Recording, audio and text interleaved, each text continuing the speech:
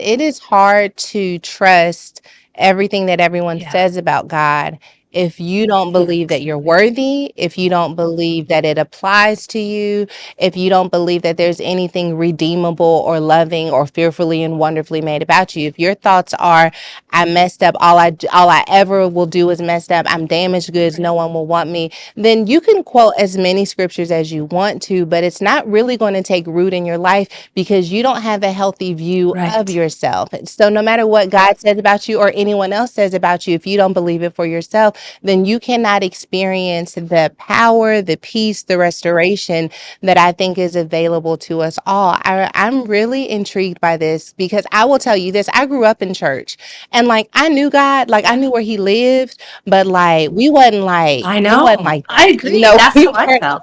it wasn't, I was like, he's far away. you know, He's like not sitting beside me. yeah, like that's he's for Yeah. everyone else. Like my Uber, he's like Uber Black, and my budget is like Uber Yeah. Carpool.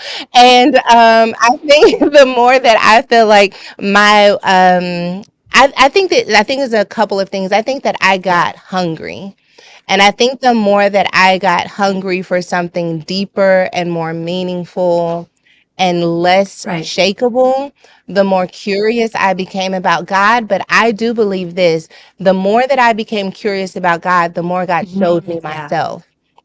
And the more that God showed me myself, I dug deeper into God because I wanted to know more about what God could see that Yeah. I couldn't see.